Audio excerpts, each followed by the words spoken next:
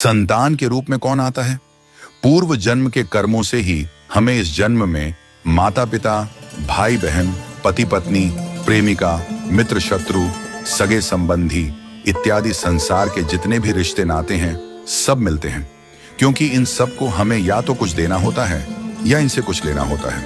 वैसे ही संतान के रूप में हमारा कोई पूर्व जन्म का संबंधी ही आकर जन्म लेता है, जिसे शास्त्रों में 4 प्रकार का बताया गया है। 1. अणानुबंध पुत्र। पूर्व जन्म का कोई ऐसा जीव जिससे आपने ऋण लिया हो या उसका किसी भी प्रकार से धन नष्ट किया हो, वह आपके घर में संतान बनकर जन्म लेगा।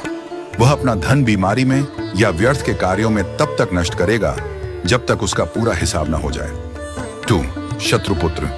पूर्व जन्म का कोई दुश्मन आपसे बदला लेने के लिए आपके घर में संतान बनकर आएगा। बड़ा होने पर वह माता पिता से मारपीट, झगड़ा करेगा या उन्हें सारी जिंदगी किसी न किसी प्रकार से सताता ही रहेगा। वह हमेशा कड़वा बोलकर उनकी बेइज्जती करेगा और उन्हें दुखी रखकर ही खुश होगा। 3. उदासीन पुत्र। इस प्रकार की संतान न तो माता पिता की सेवा करती है, न ही कोई सुख देती है।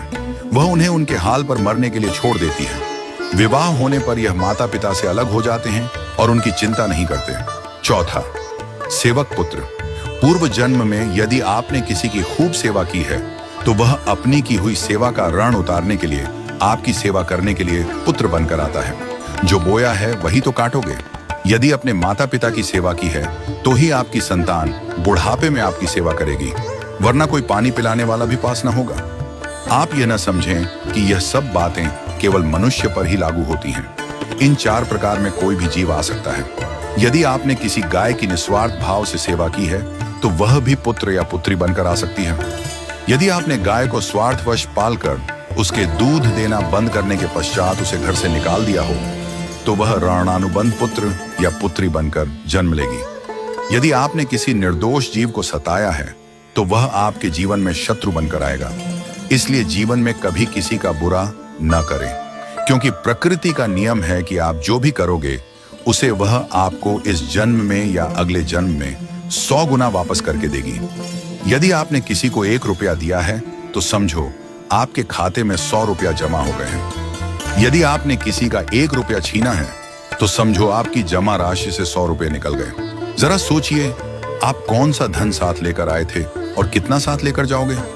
जो चले गए वे कितना सोना चांदी साथ ले गए। मरने पर जो सोना चांदी धन दौलत बैंक में पड़ा रह गया, समझो वह व्यर्थ ही कमाया।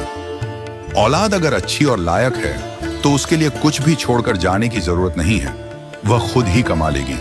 और औलाद अगर बिगड़ी या नालायक है तो उसके लिए जितना भी धन छोड़कर जाओ वह चंद दिनों में सब बर्बाद करके ही चैन लेगी। मैं, मेरा, तेरा और सारा धन यहीं का यहीं धरा रह जाएगा, कुछ भी साथ नहीं जाएगा।